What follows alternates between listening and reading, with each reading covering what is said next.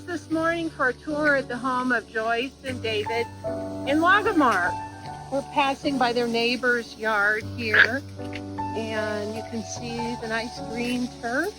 Now we're coming up to their property, and you'll see an immediate contrast.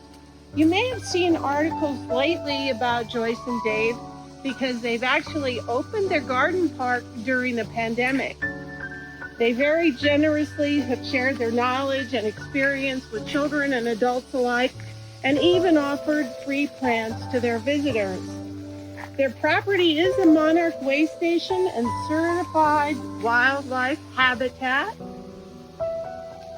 Joyce started building this garden and the path in the mid-1990s. She is an artist, and you'll enjoy seeing many repurposed items that she's painted. You'll see lamps and birdhouses, bunnies, turtles, and even a few surprises. Joyce admits to being influenced by Doug Tallamy and his book, Bringing Nature Home. He writes about the value of native plants. His most recent book, Nature's Best Hope, seems to be a description of Joyce's yard and philosophy. He stresses that we need to find ways for nature to thrive where we live. Further, that there are over 40 million acres of lawn in the United States, and they are in fact dead zones. Those yards provide no support for wildlife. He recommends in his newest book to try and shrink your lawn by at least a half and create a homegrown national park. Our world has been so fragmented and created very isolated habitats that we really need to work to find ways to link them up. I think you're going to see great examples in Joyce's yard today.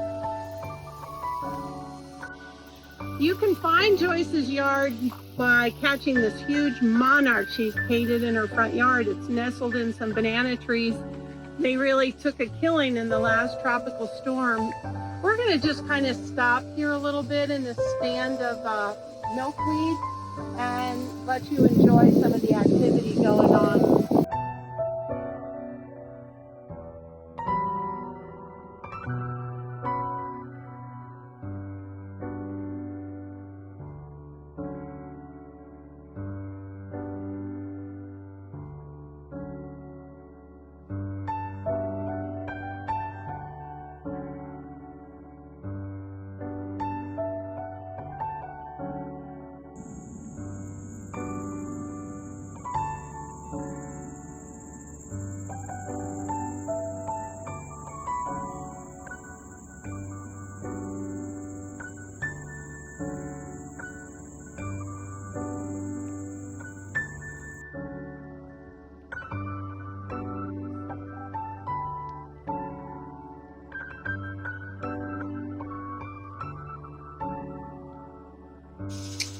Joyce and Dave received the Stewardship Award from the City of Virginia Beach in 2012. We're going to take a walk now through the garden. Mary, you see the ironweed here? This is a native.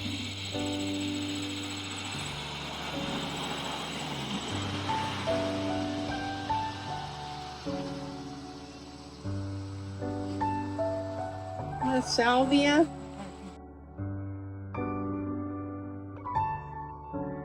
Passion vine.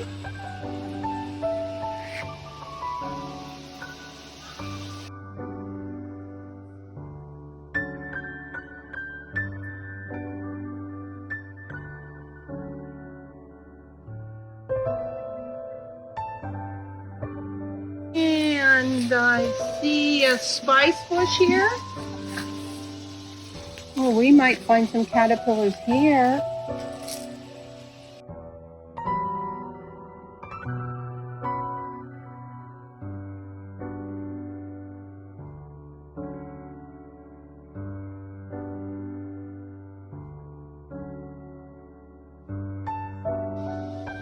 And this is a clerodendron in the corner. You can see the pretty blossoms on it. This is very, very odoriferous, and it's a real swallowtail magnet. She's kind of 1 week beyond it, but fabulous.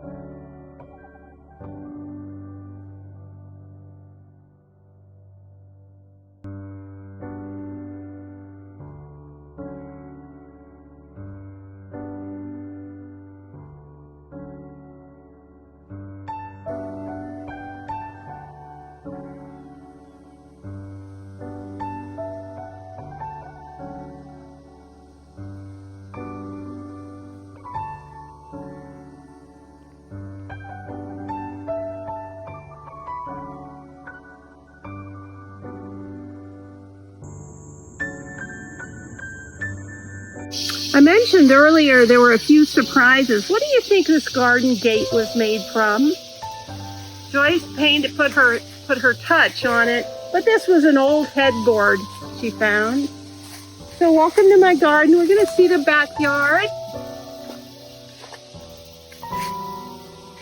The beautiful stand of salvia, more art. And look at the milkweed growing right out of the middle there. You know, migrating monarchs have been reduced by over 90%, and there is truly a full court press to try and introduce more milkweed. Joyce is certainly doing her part.